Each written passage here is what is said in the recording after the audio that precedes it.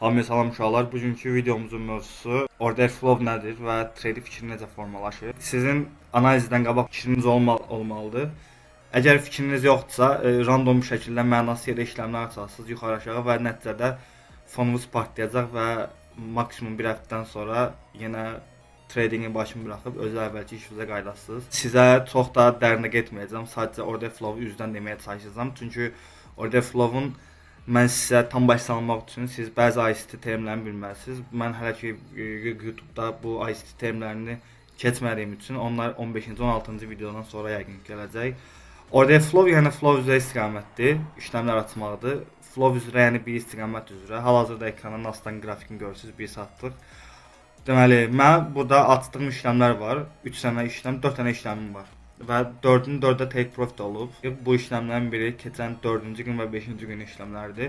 Fikir verirsinizsə ikisi də short işləmdə və ikisi də take profit olub. 1 saat qrafikdə baxdığımız zaman həmin gün istiqaməti bir mənalı şəkildə short tərəfə gedir. Yəni düşüş istiqamətinə gedir. Bunu da hardan bilmək olar? Bəzi haylar, fraktallar var idi ki, həmçinin burada və burada fikir verirsinizsə bu yüksəlişi başladan hərəkət buradakı haya aldı. Daha sonra düşdü. Amma biz dediyim kimi bizim giriş istiqamətimiz necə idi? Qalxış, düşüş. Bizdə burada bir hay yarını baxıb bunu işarə eləyək və bunu təzədən almalıdır, düşməlidir. Siz deyə bilərsiniz ki, hay aldı. Buradan bunun da hayını aldı. Direkt buradan girmək olar shorta. Amma bu da səhvdir. Çünki biz birinci yox ikinci konfirmdən geri bizə həmişə ikinci təsdiq yeri lazımdır. Bu belə olanda həm daha etibarlı olur analiz, həm də daha uğurlu olur. Burada bir low nöqtəmiz var idi axı. Bizim bu low nöqtəmizi almalıdır, qalxmalıdır və təzədən düşməlidir. Bu ən sadə şəkildə order flow'un qrafiki sayılır. Bəzi insanlar order flow'u çox mənasız şəkildə, qəribə şəkildə anladılar. Amma ki elə bir şeylər yoxdur. Yəni order flow'un ən asan qrafiki bu şəkildədir. Bu düşüş yönündə olan order flow'dur. Qalxış yönündə order flow isə budur. Yenə belə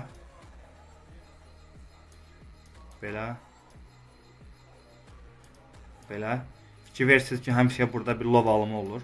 Burada da bir low alımı olur. Burada da bir low alımı olur. Biz qrafiklərdə bu birinci konfirm nöqtəsi sayılır. Bu ikinci, bu da üçüncü.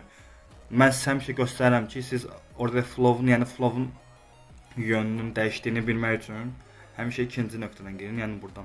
Bunun da axırını çəkin, buna birləşdirin, daha yaxşı aydın olacaq sizə.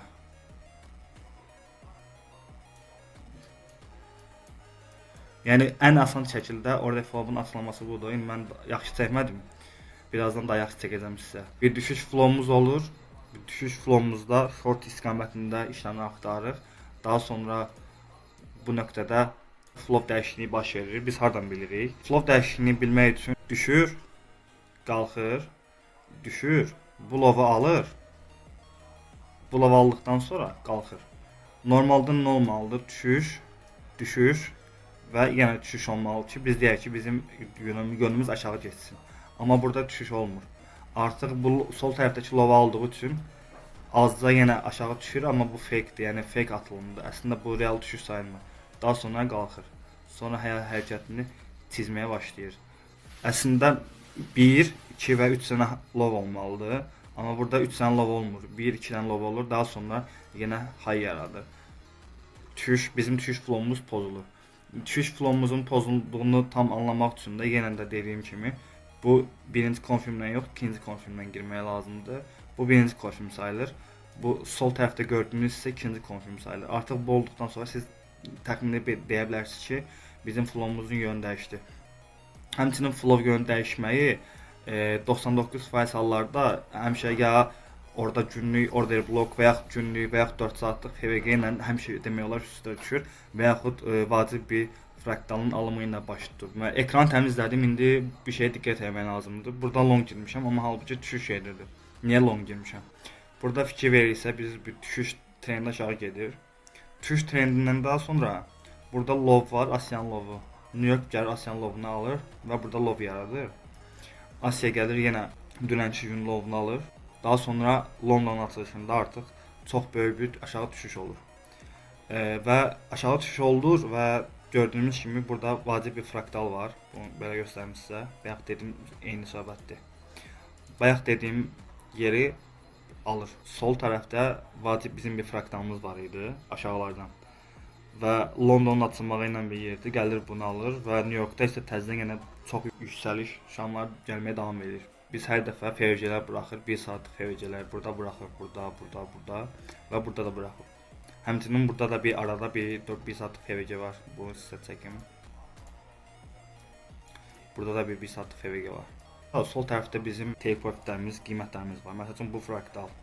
Həmçinin bu fraktal.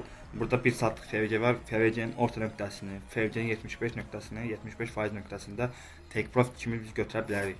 London açıldı. London yenə həcmsiz olmuşdu burada. Demək olar Londonda hərəkət eləmədi. New York açıldı. Əlbəttə həmişə kimi New York nə edir həmişə? New York'un özünüz manipulyasiyasını bilirsiniz. New York burada açılırsa, belə davam edirsə, bura deyək ki biz bura 19:30 açılışıdır. Aşağıda da bizim bir fraktalımız var. Həmçinin yuxarıda da fraktalımız var. Məsələn bu altdakı 5 dəqiqəlik fraktaldır, amma üstdəki 1 saatlıq fraktaldır. Bizim əsas take profit nöqtəmiz məsələn bura olsun. Bura isə fake bizim fake. Burada bizim 9:30 açılan kimi New York saatından nə etməlidir? Nasdaq anında gəlməlidir. Bu fake almalıdır. Fake take profit aldı öz aləmində. Daha sonra əsas take profitimizə getməlidir. Yəni internal external məntiqidir. İçəridən çölə, çöldən içəri məntiqi. Burada da nə oldu? Burada əsas işləmə girməyimin səbəbi o idi ki, həm flow davam edirdi və sol tərəfdə bir fraktalım var idi. Mənim burada fraktalım var idi və burada 1 saat FVC-nin ən üst nöqtəsi var idi. New York açıldı. Açılandan sonra Frankfurtun lovunu alandan sonra bura. Artıq mən bildim ki, bu 99% ehtimalından take profit də gələcək üstü. Çünki mən burada sizə göstərdiyim temadır. Burada əsl take profitimiz var. Burada isə 5 dəqiqəlik bir FVC olsun və ya 5 dəqiqəlik bir fraktal olsun. New York açılır. Açılana 9:30-da bazara çox dəhşətli dərəcədə çox pul girişi olur. Bizim fake take profitimizi alandan sonra əsas hərəkətini eləyir və take profitimizə gedir. Burada da eyni sistem idi. Bazar açıldı, davam elədi. New York bizim fake take profitimizi aldı. Daha sonra əsl take profitimizə getdi. New York'un əsas hərəkəti bizim istədiyimiz flow-la üstə çıxır. Çünki New York'un əsas hərəkəti long idi və bizim də işləmimiz long işləm olduğu üçün burada take profit oldu. Yəni işləmə girməzdən əvvəl sadəcə FVC gördüm, long açdım, söhbəti yoxdur. İşləmə girməzdən əvvəl qrafiklə söhbət edib qrafiki anlamaq lazımdır. Burada da flow'un dəyişdiyini hardan anladım? Trend var və burada bir sıxışma baş verir və bazar yenədən aşağı düşür. Bunu hardan bilmək olar? Bizim sol tərəfimizdə vacib take profit nöqtələri var idi. Bura, bura və bura. Bazar gəlir burada bizim vacib qiymətlərimizi aldıqdan sonra burada çox böyük bir düşüş hərəkəti başlayır. Bizim düşüş hərəkətimizi burada siz əslində burada görməyə bilərsiniz bəlkə, amma burada sol tərəfdə yenə Asiyanın low var və burada da London low var. London low'unu aldı. Elə bil mən sizə yenə çəkdiyim temanı. Hayımızı aldı. Bu da eyni şərtdə. Hayımızı aldı. Aşağı düşdü. Aşağı düşdü. Və fikir verirsinizsə bunun Asiyanın altında. Bunun altında, yəni mən çəkdiyim ssenari. Düşdü və qalxdı, yenə eyni şəkildə. Qalxdı. Qalxandan sonra yenə başını əydi. Bu burada olan eyni tema. Daha sonra mən burada FVC-dən biz artıq FVC-dən elə 15 dəqiqəlik səhv eləməmsə burada FVC var idi. Short açdım və short açdım, amma take profit-də burada biz artıq FVC-nin aşağısına qoymuşdum. Take profitimi pilləkən qaydasından aşağı çəkməyə çalışıyorum. Dedim sizə bu standart order flow sistemidir. Mən həmişə qrafikdə işləmlər paylaşmazdan əvvəl öz təxminimi eləyirəm. Burada fikir versəz göstərmişəm öz xəttinə, yəni ssenarini, həmçinin burada da göstərmişəm ssenarini ki, yəni 1 2 3 dənə ard-arda low yaranandan sonra burada bizim ROI-də take profitimizə getməlidir. Onsuz da elə oldu. Burada düşüş flow var, burada qalxdı, amma burada günlük FVC var idi. Mən bilirdim günlük FVC-nin içində öz fraktal hayını alıb təzədən biraz da düşəcək ən azı bu nöqtələrə, çünki bu Asiyadan qalan Asiya low-unu almalı mütləq. Daha sonra qalxmalıdır. Çünki buradan direkt qalxmağa məntiqsiz olardı. Çünki benzin lazım idi. Bu benzin bunun Asiyan lovu idi. Asiyan lovunu alsın, mən New Yorkda birbaşa uçuş başlasın. Düşüş istiqamətində işlərimizi açmışdıq və sol tərəfdə gördüyünüz kimi take-fortumuzu direkt aldı burada New Yorkda və daha sonra uçdu. Təcə Fairgirdən və yaxud dəstəklədən dirəcdən direkt işləmə girmək olmaz. İşləmə girəndən sonra 99% oyunlar kənar vəziyyətdə qoyacaqlar. Öpürəm hamınızı. Kanala abunə olmağı unutmayın. Hələlik.